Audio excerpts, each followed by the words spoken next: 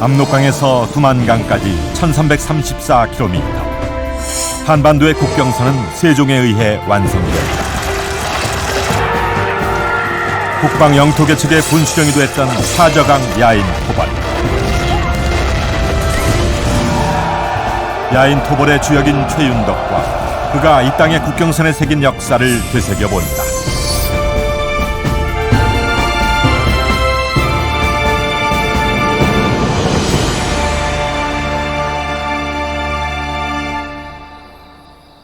조선이 배출한 최고의 성군으로 평가받아온 세종.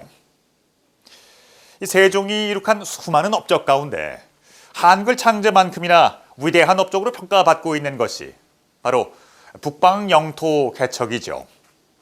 그리고 이 북방 영토 개척의 과정에서 가장 핵심적인 역할을 담당했던 인물이 바로 세종의 종묘 배향 공신 가운데 한 사람인 최윤덕입니다. 하지만 우리들에게 최윤덕은 사군을 개척한 인물 정도로만 알려졌을 뿐 낯선 이름인데요.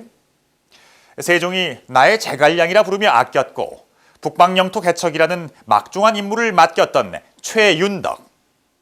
자, 지금부터 그를 만나보겠습니다.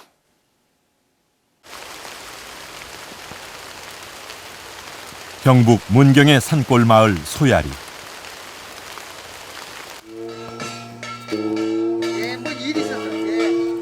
이 마을에서는 1년에 한 번 성황신에게 제를 올린다.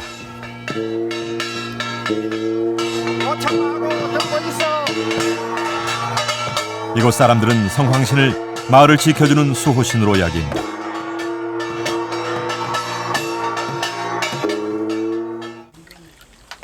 성황신 덕분에 일제강점기, 6.25 동란에도 별다른 변고 없이 넘어올 수 있었다고 믿고 있다. 오늘날까지도 마을의 중대사를 결정할 때면 성황신에게 묻고 답을 구하고 있다. 마을 사람들이 섬기고 있는 성황신은 바로 조선 초의 무장 최윤덕 장군이다. 아주 옛날 어른들이 이제 대를 이제 조금 전에처럼 이제 잡고 이제 물어봤다 계속 이제 다짐이선 물었대요. 이제 어떤 신이냐.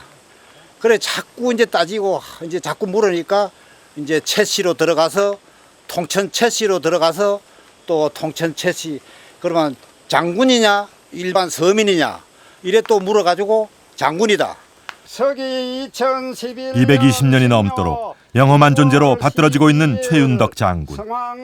이 마을과 전혀 연고가 없는 그가 어떻게 이 마을의 수호신이 됐을까? 소지받지나 잘 해줍시다.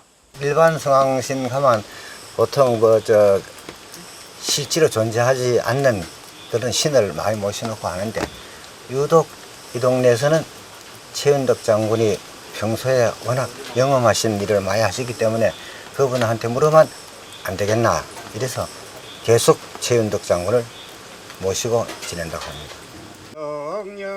한 마을의 수호신이 된 최윤덕. 그는 조선시대 세종대에 활약했던 실존 인물이다.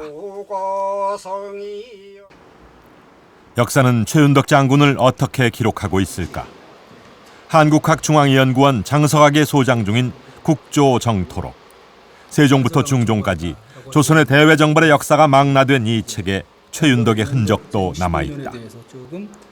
세종 15년이던 1433년 평안도 도절제사이던 최윤덕이 파저강에서 야인을 정벌했다고 기록하고 있다.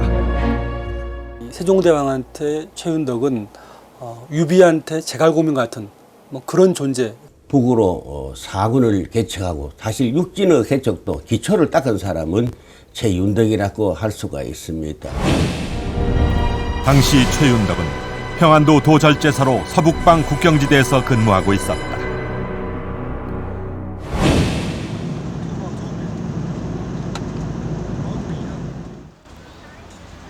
중국의 단둥은 예로부터 조선과 중국 양국의 관문이었다. 한반도와 중국의 국경선인 압록강을 사이에 두고 중국의 단둥과 북한의 신의주가 마주하고 있다.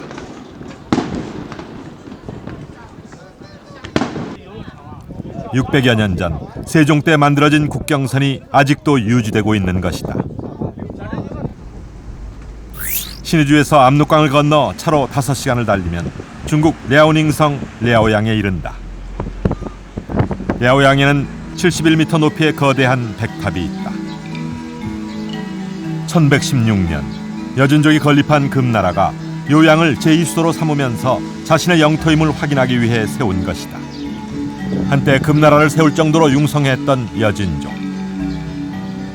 그러다 13세기 몽고족이 중국 대륙에 대한 지배권을 장악하자 여진족은 다시 소집단으로 분산되어 자신들의 본거지인 만주로 귀환했다. 당시의 여진족은 압록강 연안 일대 거주하는 건주 여진, 흑룡강 유역의 야인 여진, 지린성 장춘을 근거지로 한 해서 여진으로 나뉘어져 있었다. 이들은 세종이 즉위한 후에도 틈만 나면 조선을 침략하고 약탈을 일삼았다. 만주에서 부족 단위로 흩어져 살던 여진족. 하지만 이들은 같은 언어와 문화를 가지고 있어 이들이 세력을 연합한다면 조선에게는 크나큰 위협이 될 수도 있는 상황이었다. 실제로 건주 여진의 누르하치는 여진족을 통합해 청나라를 건국하고 1644년 명나라가 농민 반란으로 무너진 틈을 타 중원까지 장악하게 된다. 말등에서 태어나 말등에 죽고 배를 타면은 또 일본까지 진출할 정도로 굉장히 강맹했기 때문에 전투에 능한 민족이었거든요. 그래서 그 여진족들이 또 그런 강인한 생활 속에서 그 독립심도 강하고 해서 명이나 조선이 쉽게 지배하기가 어려웠죠. 특히 여진족들은 점차 남하해서 연해주, 두만강, 압록강 유역과 조선의 군사력이 미치지 못한 함경도와 평안도 내륙에까지 산거해 있었다. 여진족들은 조선과 평화로운 관계를 유지하다가도 패도를 돌변해서 침략과 약탈을 자행했다. 당시 가장 피해가 컸던 곳은 조선의 최북방 진지였던 여연과 경원이었다. 이들은 백두산 아래 조선의 변경 중심지역 여연지방을 침범하여 약탈했다.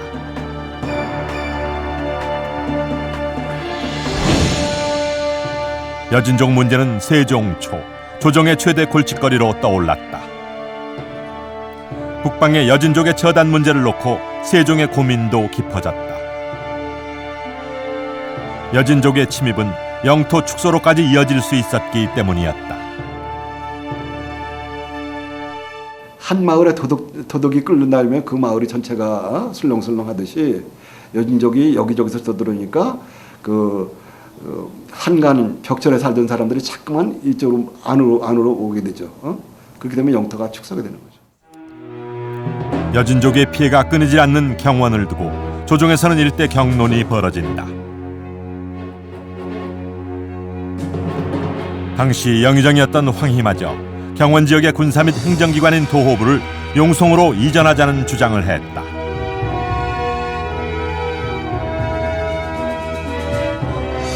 함경도에 자리해 있던 경원을 지금의 함경북도 청진 남쪽에 있는 용성 지역까지 후퇴시키자고 당시 신하들 대부분이 주장했다.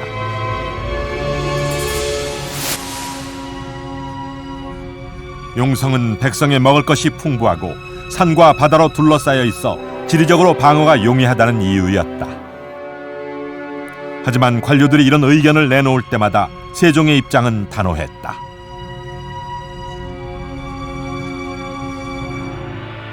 조종이 물려준 강역은 영토 축소는 있을 수 없다며 강하게 질책하면서 조정이 물려준 영토는 한 채 양보도 있어서는 안 된다며 적극적인 영토 확장 의지를 내비쳤다. 와인의 생각이다. 세종은 영토 확장에 더욱더 이제 큰 열의를 가지고 있었는데 가장 근본적인 이유는 그 지역이 조선 왕실의 밭상지라고 하는 데였습니다. 그리고 조선의 이 태조 이성계 조상들 가운데서 몇 분은 지금의 두만강 하류 건너서 이 북쪽 지역에서 터를 잡고 생활을 하고 있었고, 그래서 조선 왕실에서는 이제 그쪽 지역까지도 당연히 조선의 영토로 들어가야 된다고 이제 생각을 하고 있었던 거죠.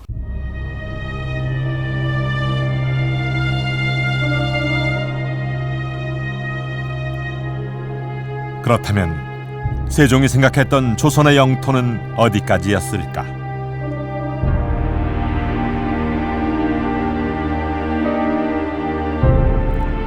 고려 예종 때인 1107년에 윤관이 이끄는 17만 명의 군사가 여진 정벌에 나섰고 구성을 쌓았다.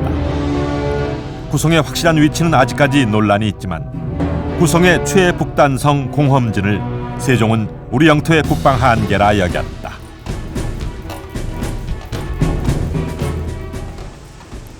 공험진까지가 조선의 영토라는 근거는 조선왕조실록에서 찾아볼 수 있다.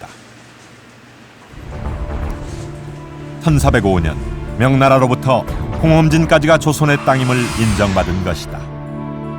명나라에서 공험진 이북은 요동에 환속한 반면 공험진 이남은 조선의 땅으로 인정했다는 것이 이 기사의 요지다.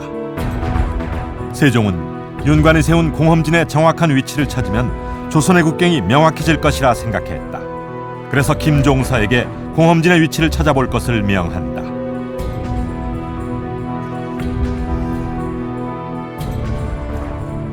신하들의 보고 내용은 세종실록 지리지를 비롯한 조선 초기의 각종 지리서를 편찬할 때 사료로 이용됐다.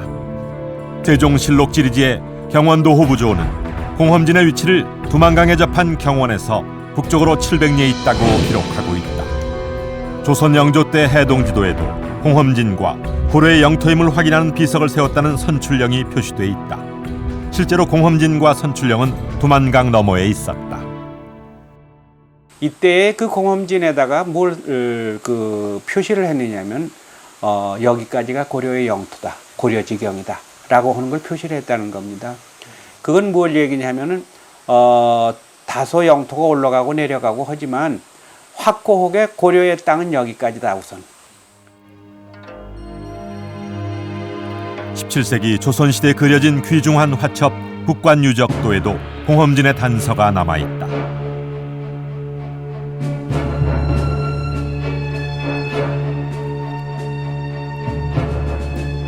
함경도에서 무공을 세운 인물들의 활약상을 그림과 글로 담은 북관유적도에는 척경 입비도라는 제목이 달린 그림이 있는데 고려지경이라는 비석을 세우는 내용을 담고 있다.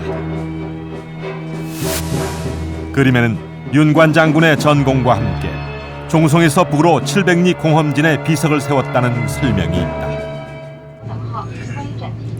고려 국경의 최북단에 있었다는 공험진은 오늘날 어디를 말하는 것일까? 정확한 위치는 좀 더 깊은 연구 과제로 남아있지만 많은 전문가들은 두만강 건너 옌지 지역에 공험진이 있었다고 주장한다. 세종이 생각했던 공험진의 위치도 경원에서 북으로 700리, 280여 킬로미터 떨어진 두만강 건너 북쪽이었다. 역사적인 연고권이 있고 또 명으로부터도 영유를 합법적으로 인정을 받았고 해서 그 공험진 이남 지역은 조선의 땅이지만 대대로 오랫동안 여진족들이 살았으니까 여진족들이 자유롭게 생활을 하며 어디까지나 이 땅은 조선이고 조선의 땅이고 대신 조선에 충성을 바치고 조선의 백성으로 살아라. 그러던 1432년 12월 결정적인 사건이 발생한다.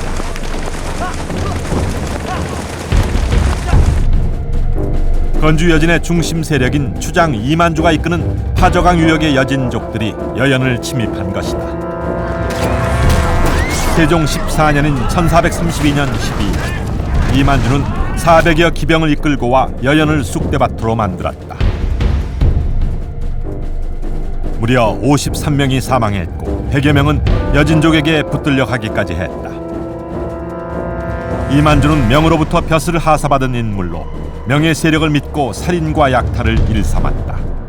그 여진족을 그러니까 누가 먼저 자기 세력으로 만드느냐에 따라서 만주가 누구 편 어느 나라 영토가 되느냐 영토 문제가 돼요. 그래서 명나라도 여진족을 자기 편으로 끌어들이려고 했고 우리도 여진족을 끌어들이려고 했어요. 그럴 때 그런 기회를 이용해 가지고 이만주가 그 명나라 세력을 등에 업고 우리나라 영토를 넘어서 함경도 일대에 와서 도둑질을 했어요. 이 사건을 계기로 세종은 마침내 북벌을 결심한다. 세종은 신하들의 줄기찬 반대에도 불구하고 1, 2, 3차에 걸친 대토론 끝에 북벌을 감행하게 된다. 북벌의 총 지휘관을 맡긴 것은 당시 평안도 절제사였던 최윤덕이었다. 최윤덕 장군이 그 북방 지역에 대한 지리적 위치, 그다음에 적의 상황들을 가장 잘 아는 장수였기 때문입니다. 어떤 계속 북방 지역을 다니면서 이 나무 10그루 베고 겨우 하늘을 본다 할 정도로 우거진 그 숲 지역에 대한 것을 가장 잘 알았고 장졸들의 신뢰를 얻었던 최윤덕의 경륜, 그것에 크게 의지하지 않았을까 생각됩니다. 대신들의 만장일치와 세종의 지지로 파저강 토벌의 총지휘관을 맡게 된 최윤덕. 여진족을 정벌하고 북방 영토를 확정짓기로 한 세종의 의지가 실현될 수 있을지의 여부가 이제 최윤덕의 손에 맡겨진 것이다. 마침내 북벌을 결심하게 된 세종. 하지만 여기엔 단순히 여진족에 대한 징벌적 의미 그 이상의 뜻이 담겨 있었습니다. 세종은 한 발 더 나아가서 북방에서 여진족을 몰아내고 영토를 확장하려는 큰 꿈을 지니고 있었던 것이죠. 그러니까 파저강 토벌은 이러한 세종의 원대한 꿈, 그 시작을 알리는 신호탄이었던 것입니다. 이렇듯 북방 영토 개척의 시작을 알리는 파저강 토벌, 그 막중한 임무가 최윤덕에게 내려졌습니다.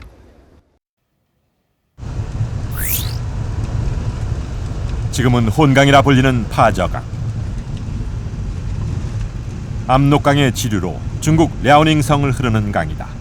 조선 초기 압록강과 파저강 유역에는 수많은 여진족 마을이 있었다. 당시 파저강 유역에는 건주 여진의 주력 세력인 추장 이만주가 이끄는 세력이 살고 있었다. 파저강 유역에서 7개의 부락을 이루며 살고 있었다.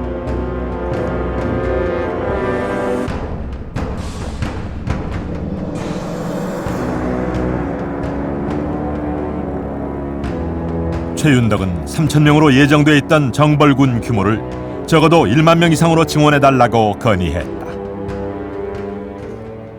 파저강 일대뿐만 아니고 이 어떤 압록강 건너편에 아주 그 여진족들이 여러 가지 포진해 있는데 그 여진족들이 전부 다 이번에 조선에서 토벌한다는 것을 알고 있었고 예의주시하고 있는 상황이기 때문에 처음에는 3,000명에다가 최윤덕 장군 현장 가서 보고는 1만 5천 명으로 늘리게 된 이유가 초기에 전격적으로 강력하게 이들을 제압하지 않으면 여진족끼리 뭉칠 수도 있고 또 우리가 힘들 수 있기 때문에 초기에 강력한 응징으로서 다른 기선을 제압하겠다.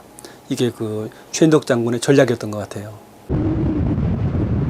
토벌 작전의 시기를 놓고도 최윤덕의 의견은 대신들과 달랐다.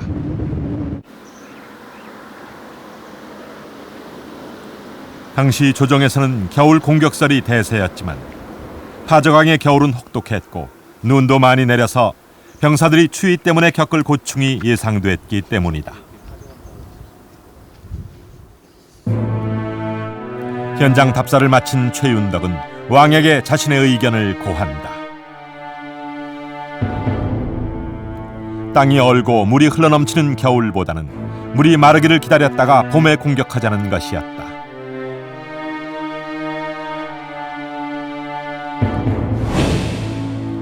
세종은 현지 지휘관인 최윤덕의 의견을 모두 받아들였다.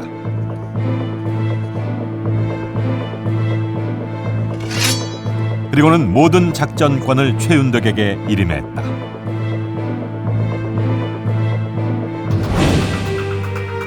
(1433년 4월) 최윤덕은 모든 군사들을 강계부에 집결시켰다. 한양에서 동원한 보병 1만 명과 평양에서 동원한 기마병 5천 명을 포함한 15,000명의 군사들이 출정 준비를 마친 것이다. 최윤덕은 집결된 병력을 7개 부대로 편성하여 압록강 도하 준비를 갖춘 뒤 부대별로 공격로를 부여했다. 당시 7개 공격 지점 중에는 올라산성이 있었다. 지금은 오녀산성이라 불리는 올라산성은 고구려의 발상지이기도 하다. 고구려의 첫 도읍지인 졸본성으로 추정되는 곳으로 우리 민족의 근거지였다. 조선 정벌군은 4월 10일 강계 도호부를 출발해서 압록강을 기습 도하하고 파저강 유역에 산재해 있는 여진족 부락을 공격했다. 이각이 이끄는 부대가 마천으로, 최윤덕도 주범인 임함나의 본거지로 향했다. 나머지 4개 부대로 임함나 부모와 거여, 올라, 이만주 본진 등을 동시에 공격했다.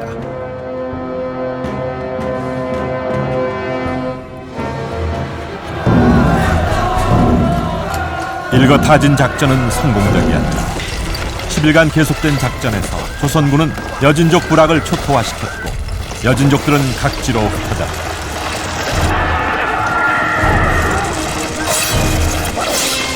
전투가 성공할 수 있었던 데에는 화포가 결정적인 역할을 했다.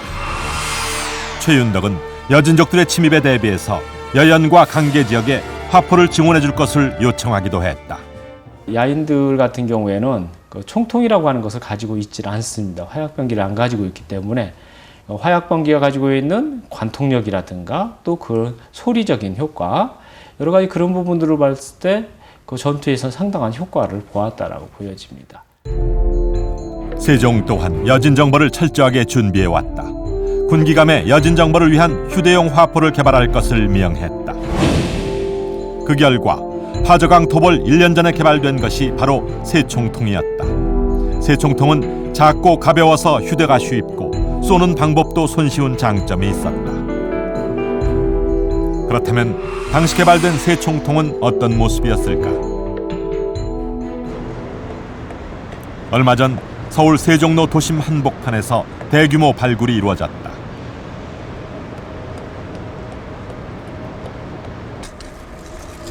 도시환경정비 사업부지에서 터파기 공사를 하던 중 조선초 총포류들이 무더기로 발견된 것이다.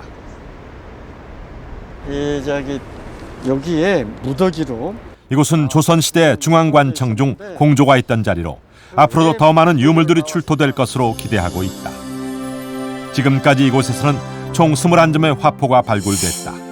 이 중에는 파저강 토벌의 주력 무기였던 새총통도 포함되어 있다. 21점이 나왔다는 거.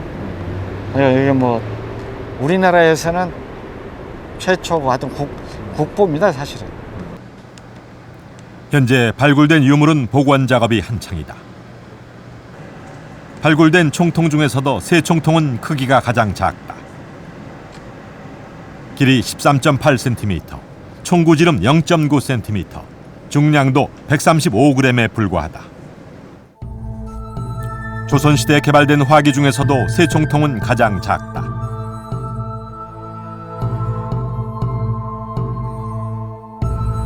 몸통에 해당하는 총신과 화약을 넣는 약실, 손잡이인 자루 부분으로 구성된 다른 총통과는 달리 새총통은 자루 부분인 손잡이가 없는 것이 특징이다.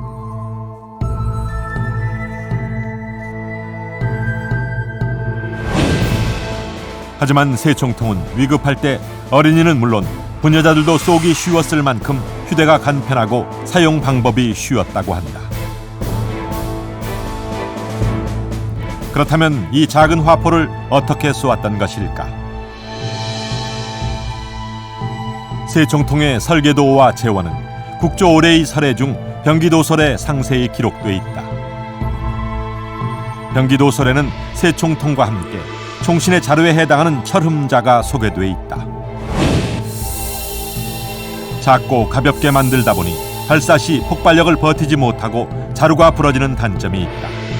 이에 자루 대용으로 탄성이 강한 주철로 만든 손잡이용 집게를 고안해 총통을 잡고 화살을 장전해서 약실에 불을 붙이면 발사되는 원리다. 총신은 짧게 하고 거기에 화살을 장전한 새총통을 여러 개를 휴대하고 있다가 교대로 갈아서 그때그때 연속적으로 사용할 수 있게끔 만든 것이 새총통이라고 할 수가 있죠. 새총통은 여진정벌 과정에서 큰 위력을 발휘했다. 휴대와 발사가 간편할 뿐만 아니라 적과 싸울 때는 말 위에서 여러 개를 소지하고 있다가 번갈아 가면서 연속 발사할 수 있는 장점이 있었다.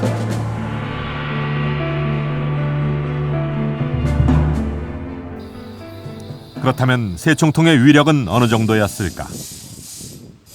병기 도설에 기록되어 있는 설계도를 근거로 제작진은 당시의 새총통을 재현해 보았다. 먼저 새총통의 모형을 만든 뒤 흙을 다져서 거푸집을 만든다. 완성된 거푸집에 주물을 부어서 굳히면 새총통이 완성되는데 주물의 주 재료는 구리, 여기에 주석과 아연을 소량 섞는다. 이것은 강도를 높여 화약이 폭발할 때 충격을 견디게 하고 열에도 강하게 만들기 위해서다. 새총통은 장전이 쉽고 휴대가 간편하다는 장점이 있다.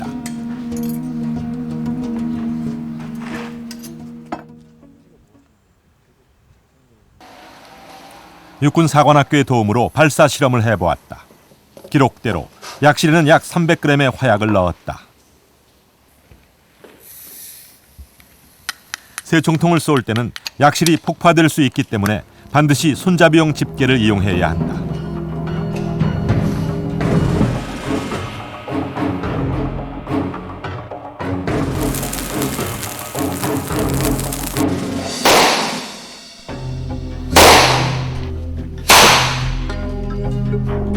관역을 관통할 정도로 위력도 막강했다. 덕의 입장에서 본다면은 굉음이 들리고 또 어느 순간에 화살이 날라와서 내 몸을 관통을 한다면은 그 이상의 두려움은 없죠. 결국엔 전투 초기에서 그런 화살 세례를 받거나 총통 세례를 받게 되면은 결국엔 쉽게 앞으로 나가지 못하는, 결국 이제 오금을 저린다라는 게 바로 이제 그런 데에서 나온 용어라고 할 수가 있죠. 북방의 여진 정벌은 세종시대 화학무기가 눈부시게 발전할 수 있는 계기가 된다. 여진을 공략하기 위해 새총통을 비롯한 휴대용 화기들이 개발됐고 이러한 기술력이 바탕이 돼서 훗날 신기전과 같은 로켓 화기도 등장할 수 있었다.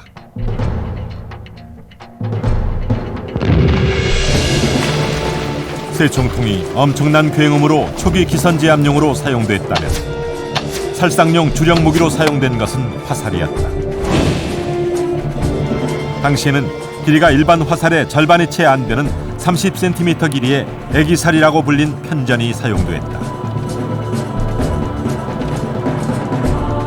편전은 야인들에게 기밀이 새어나갈 것을 염려해 국경지대에서는 훈련까지 금했을 정도로 조선의 강력한 비밀 병기였다.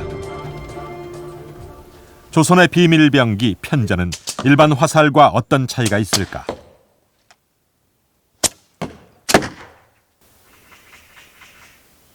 이 편전을 쏘기 위해서는 이 덧살이라는 통화라고도 하는 이 보조 도구가 반드시 필요합니다.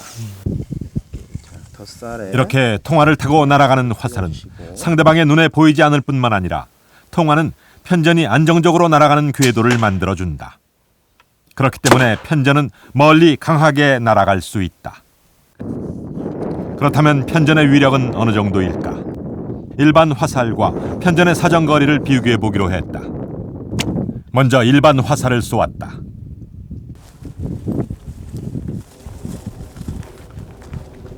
얼마예요? 일반 화살의 사정거리는 259m. 이번에는 편전 차례. 한눈에 보기에도 일반 화살보다 멀리 나갔다. 383m? 편전의 사정거리는 383m에 달했다. 일반 화살에 비해 편전이 130m 이상 멀리 나간 것이다. 이번에는 속도를 측정해 보았다. 속도가 빠르면 곧 관통력이 크다는 것이다. 편전이 일반 화살보다 초당 19m가 빠르다. 실제로 4.3cm 두께의 합판에 편전을 쏘아보았더니 관통된 것은 물론 합판이 반으로 갈라졌다. 사정거리도 길고 파괴력이 컸던 편전은 조선 원정군을 승리로 이끈 주역이었다.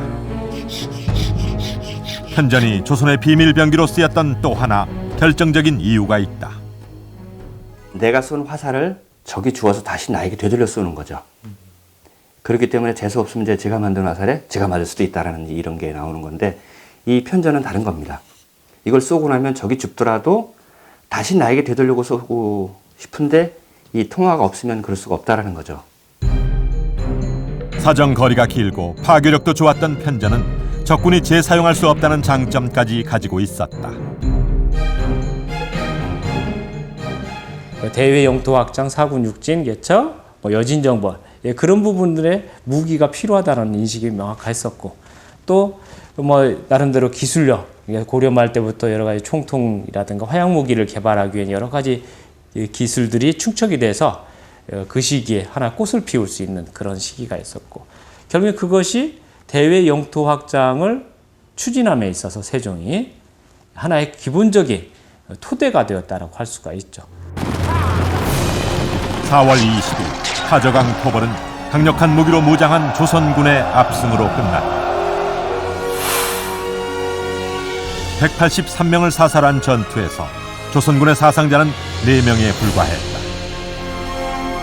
이 같은 공을 인정받아 파저강 토벌 직후 우의정에 특진된 최윤덕은 2년 후에는 좌의정에까지 오른다. 무인에게는 파격적인 대우였지만 세종은 마땅히 최윤덕이 수상이 될 만하다고 여겼다.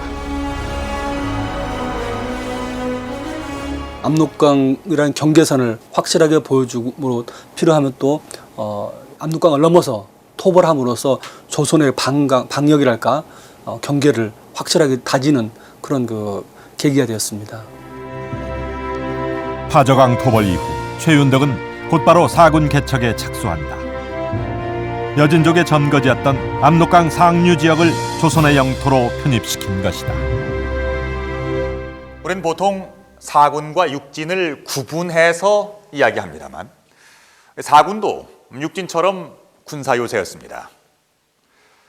최윤덕이 파저강 토벌 이후 사군까지 설치를 하자 모두 12개의 진이 압록강을 따라서 위치하게 됨으로써 매우 강력한 방어망을 구축할 수가 있게 된 것입니다. 또한 세종의 북방 영토 개척은 화약 무기류의 발전에도 견인차 역할을 했습니다. 파저강 토벌에서 활약을 했던 세 총통이 있었기에 신기전과 같은 당시 세계 최고 수준의 로켓 무기류도 등장을 할 수가 있었던 것이죠. 하지만 최윤덕이 파저강 토벌을 승리로 이끌 수 있었던 것은 강력한 무기와 치밀한 작전 덕분만은 아니었습니다.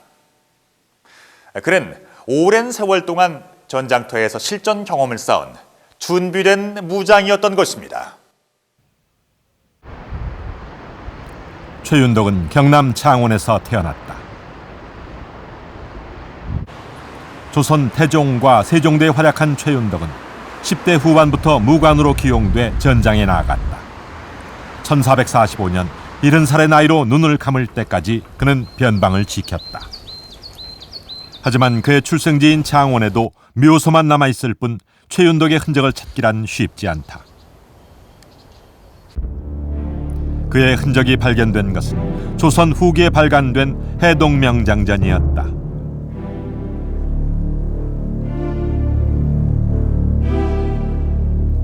내용에 따르면 최윤덕은 이성계를 따라 위화도에서 회군하여 원종 공신에 올랐던 최운해 장군의 아들로 태어났다. 고려 말이었던 1376년에 태어난 최윤덕. 고려 말부터 조선 초까지 북으로는 여진족이 들끓었고 남으로는 왜구의 침입이 끊이질 않았다. 특히 대마도의 왜구는 고려 말부터 조선 초까지 무려 500차례 이상 침략과 노략질을 자행했다. 최윤덕이 무장으로서 이름을 알리게 된 것은 21살 때. 부친을 따라 경북 영해 지역의 전투에 참전해서 왜구를 크게 무찌르는 공을 세운 것이다. 자기 스스로 나는 무인이다고 얘기를 했어요. 그래서 전방, 야전 경험이 굉장히 많은 분이에요. 전투에서는 함경도에 가서도 초급장교 시절에 근무를 했고 평안도에서도 근무를 했고 또 내지에 들어와서도 주로 무인에 관계된 업무를 맡았고 그래서 전제 경험이 굉장히 많은 분이다. 경험이 많다, 전쟁 경험이 많다는 것은 전략 전술을 발휘할 수 있는 지혜가 많은 분이다. 최윤덕은 세종 주기년에 있었던 대마도 정벌에서도 공을 세웠다. 17세기 후반에 제작된 동이어 비고, 대마도 정벌의 출발지는 거제도 북쪽의 좁은 해협, 바로 견내량이다. 왜구의 본거지인 대마도를 정벌하기로 결심한 세종은 전군에 비상 소집령을 내려 조선 수군의 주력 함대를 이곳 견내량에 집합시킨다. 왜 하필 이 좁고 물살이 거센 바다에 집결시켰을까? 견내량은 바깥쪽으로 거제도가 감싸고 있어서 대마도나 먼 바다에서는 보이지 않기 때문이다. 철저한 준비를 마친 조선의 수군은 1419년 6월 19일 대마도를 공격했다.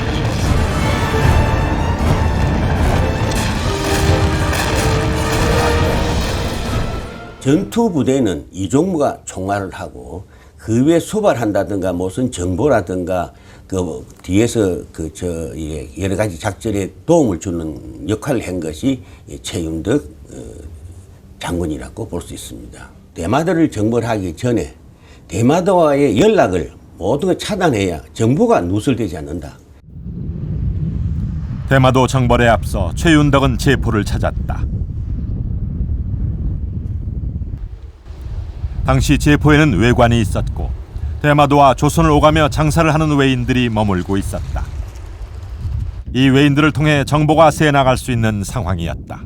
이 여기가 그 외인들이 한 2천여 명이 살았어요. 그래서 2천여 명이 살았기 때문에 그 2천여 명이 이 우리 내륙 쪽으로 들어올까 싶어서 여기다 제포성을 쌓아가지고 여기서 이 왜구들의 출입을 여기서 차단을 시키는 그런 역할을 한 지역이 바로 성입니다. 조선 초기 제포 외에도 연포와 부산포에는 외인들이 드나들며 교역을 하고 있었다. 최윤덕은 대마도 정벌을 앞두고 정보 누출을 막기 위해 외관을 폐쇄한다. 외인들과 왜구들의 연락을 두절시킨 것이다. 저항하는 왜구들을 처치하는 임무도 최윤덕이 맡았다. 여기에 살고 있는 외인들을 딴 데로 이제 일단 이주를 시킨 다음에 대마도하고 연락을 완전히 차단시키고 그래서 우리나라 정벌군들이 대마도로 향해 갔습니다. 대마도 정벌 공로로 삼군 도절제사로 제수된 최윤덕은 1428년 4월 병조 편서가 되어 최전방에서 국가 방위에 힘썼다. 최윤덕 장군은 세종시대 많은 그런 그 무장 중에서 거의 왕도라든가 또는 그 병법의 지략을 알고 있었던 그런 아주 예외적인 그런 장군이었던 것 같습니다. 한마디로 리더십을 겸비한 무관이었는데 그 때문에 세종은 항상 의지하고 믿고 했던 그런 일종의 이 세종대왕한테 최윤덕은 유비한테 제갈고민 같은 그런 존재가 아니었나 싶습니다. 전장에서 다양한 경험을 쌓아온 최윤덕. 그는 세종이 국방개척이라는 중대한 임무를 맡길 수 있는 준비된 신하였다. 북으로는 여진족을 몰아내고 남으로는 왜구를 물리치는 데 힘썼던 최윤덕 장군. 파저강 토벌 승리의 공로로 그는 우의정에 특진되고 얼마 안 있어서 좌의정의 자리에까지 오르게 되는데요.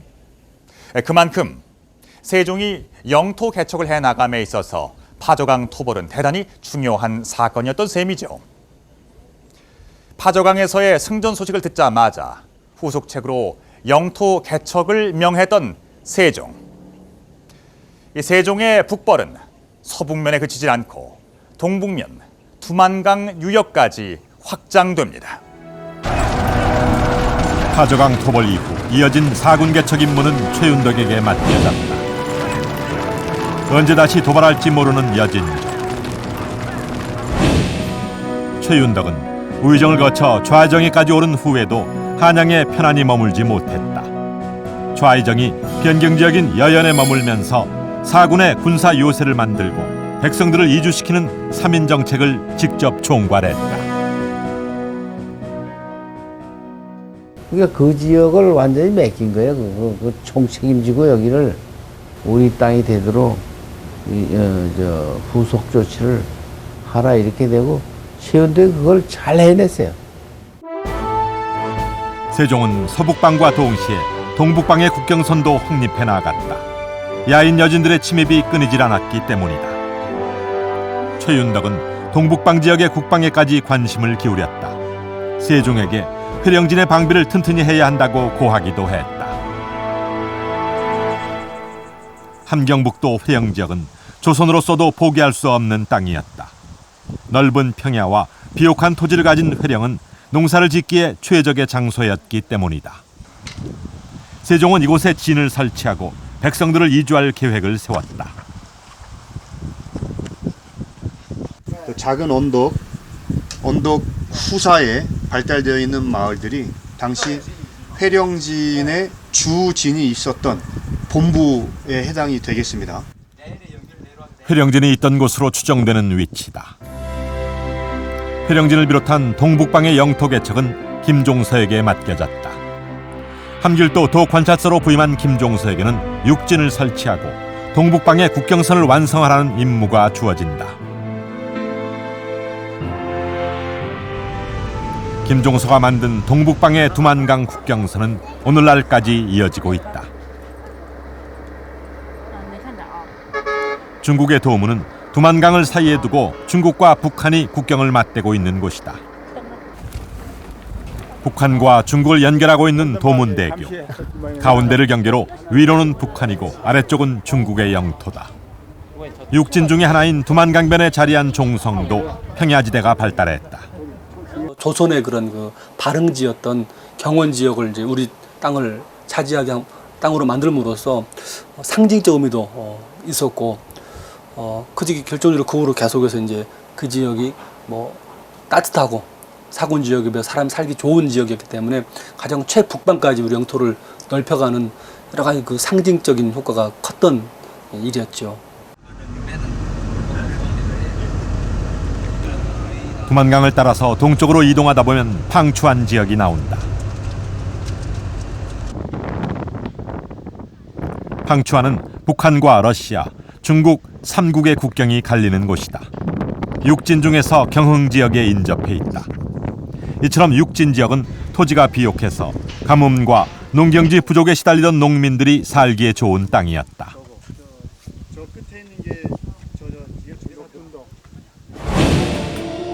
육진이 설치되면서 평안도 일대는 1437년부터 3년간 8번에 걸쳐 대거의 3인이 이루어진다.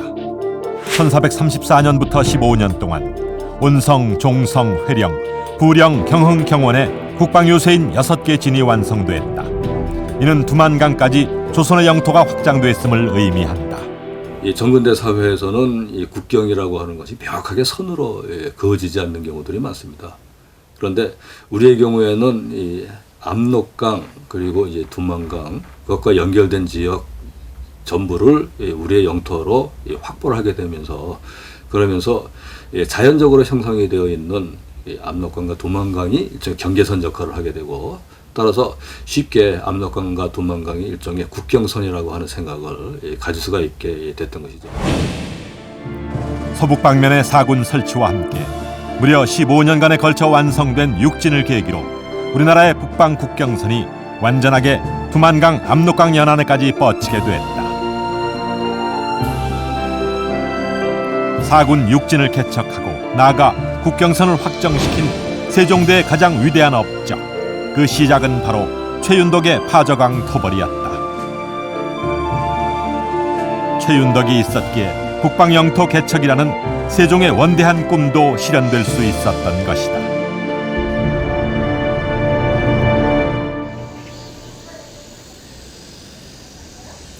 (1445년) 70세의 나이로 생을 마감한 최윤덕.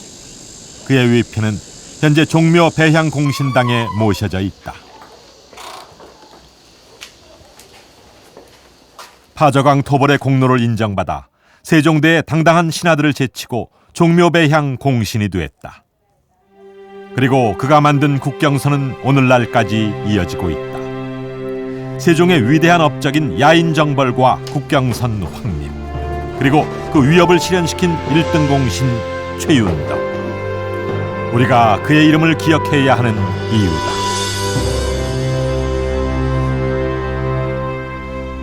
파저강 토벌 이후 좌회정의 자리에까지 올랐던 최윤덕.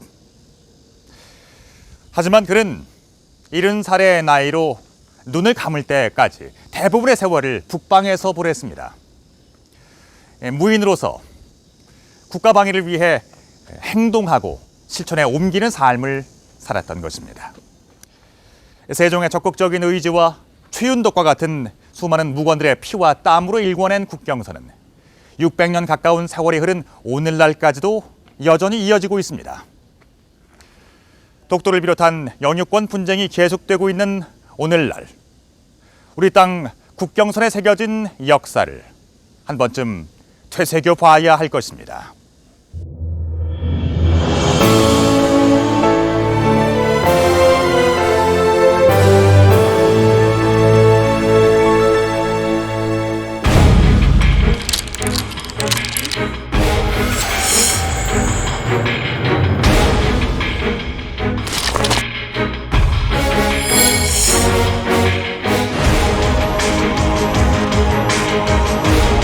工程的时候，以这个用途是开始做的。